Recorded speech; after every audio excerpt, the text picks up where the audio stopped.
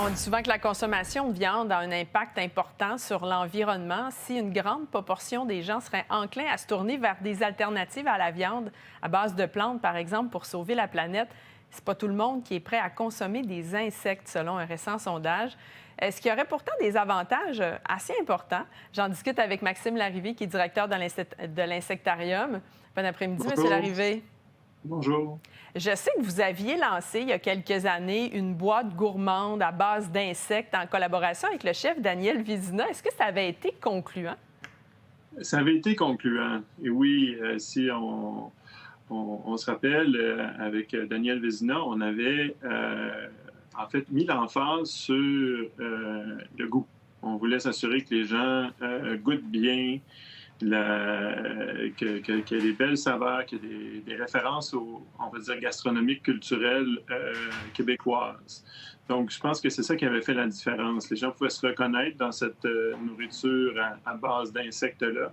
Et aussi, ici, on n'est pas habitué de manger des insectes qu'on Non? va voir dans la nourriture. Donc, on s'était assuré que c'était de la protéine à base d'insectes, mais que, je me rappelais, Daniel mentionnait toujours, il faut que ça goûte bon en premier. Donc, c'est ce qu'on avait fait et puis ça avait été concluant. Oui, il faut que ça goûte bon et l'apparence aussi. Hein? Je pense que c'est ça qui dégoûte Oui, plus les gens. absolument. À travers le monde, il y a plus de 2 milliards de personnes qui mangent des insectes, mais ça fait partie de leur culture Oui. depuis des millénaires. Donc, pour eux, ce n'est pas quelque chose qui est étranger, qui est nouveau dans leur, on va dire, dans leur menu, dans les recettes qu'ils cuisinent. Mais ici, au Québec, au Canada, dans les pays occidentaux, ça n'a jamais fait partie de notre culture alimentaire. Donc, c'est pour ça que ça peut être dégoûtant ou quelque chose qui ne les intéresse pas, malgré le fait qu'il va y avoir des vertus par rapport à l'empreinte environnementale que la cuisine à base d'insectes peut avoir, qui sont très, très, très importante pour l'environnement. Si ça goûte pas bon, puis c'est quelque chose qui n'est pas aussi plaisant à l'œil, les gens embarqueront pas, c'est certain. Oui, puis pourtant, il y a des avantages. Vous parlez, oui, des avantages par rapport à l'environnement, mais il y a quand même un bon apport de protéines là, dans certains insectes. Mais c'est la meilleure protéine que les gens peuvent manger, en fait. Elle est très saine, il y a beaucoup d'acides aminés dedans. La quantité de protéines pour le nombre de grammes est ce qu'il y a de mieux dans ce qu'on recherche. Donc, tous les avantages sont là, en fait. Donc, mais à la base, comme Daniel Vézina le mentionnait toujours, il faut que ça goûte bon, puis il faut que ça soit plaisant à l'œil aussi pour convaincre les gens d'y adhérer.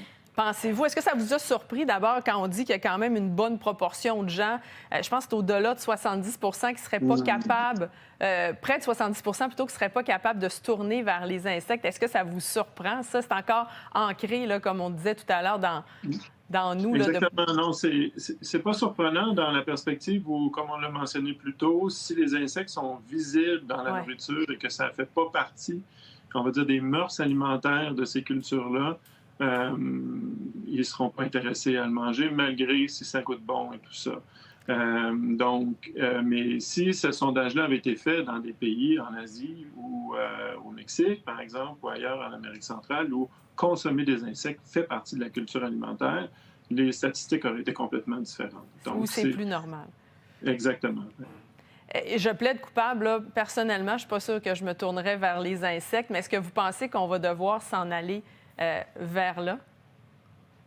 Mais je pense que c'est une alternative qui est viable, mais le moment où ça va bien fonctionner, c'est le moment où on va offrir ici au Québec, au Canada, bon, premièrement, une offre alimentaire qui coûte bon, qui coûte pas plus cher que ce qu'on peut offrir en termes d'alternatives, en termes de protéines, mais aussi comme on l'a mentionné, dans lesquels on va se reconnaître, que ce soit un pain aux bananes, par exemple, ou des biscuits au brisure de chocolat, mais qui ont un apport de protéines d'insectes dedans, donc un certain pourcentage, qui ne viennent pas compromettre le goût, qui ressemblent à des choses que l'on mange normalement, un peu comme on l'avait fait justement dans la boîte gourmande Antomomian.